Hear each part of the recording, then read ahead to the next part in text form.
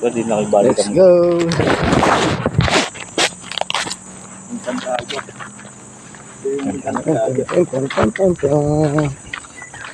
Let's go fishing again mga master.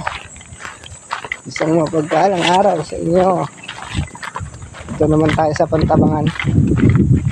Mag-bait and wait naman tayo. Actually nasa sana target namin ngayon is magbibinadyawan sana kami, surecast. Kaso hindi natuloy kasi nasira yung service. So nag second option kami, plan B, dito na lang sa Pantabangan, mas malapit.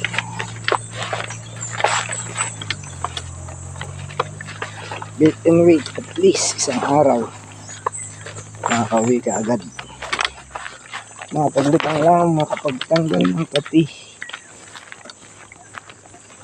sa ating libangan ng pag-fishing. Alright po, sabi nga sa dito sa daan to yung mga tulad kailangan iwasan. Mamaya trek ito, pag puro paahon na ito pauwi. Yun yung nakakapagod pauwi na kasi puro paahon na siya guys. So ngayon umaga puro pababa, malakas pa, mamaya pauwi yun na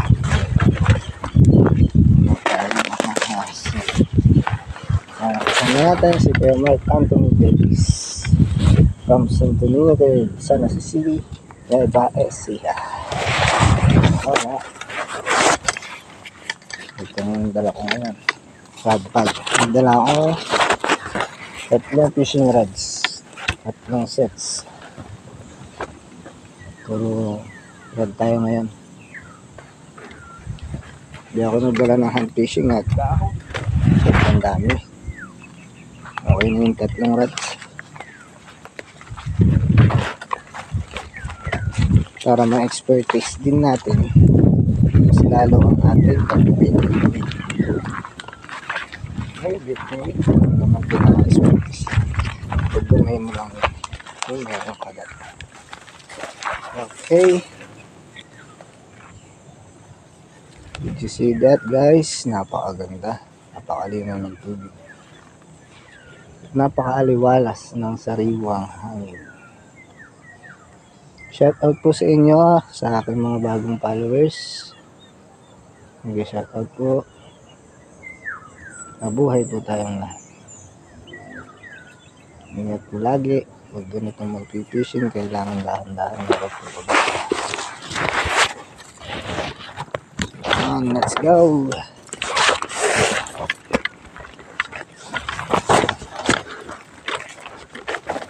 Kapit-kapit sa damong makikinig.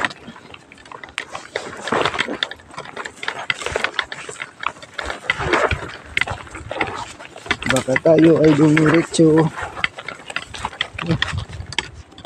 Mga na naman sila ng panibagong daan.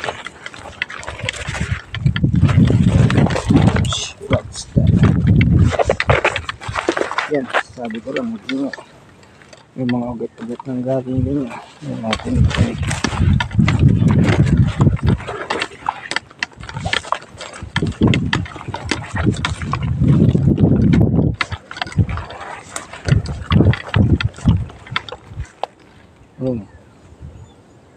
Yan, maganda rin dyan, maganda rin dun.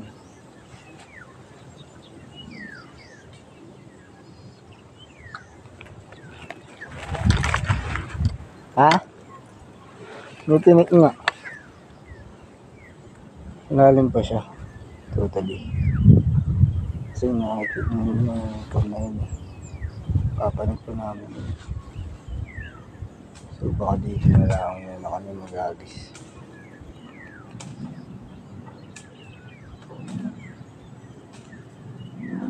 Lalim pa nga ang air.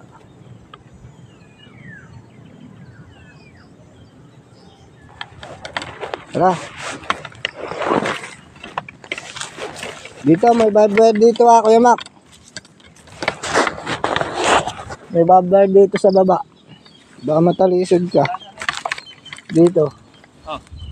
May barbed wire. Baka matalisod mo.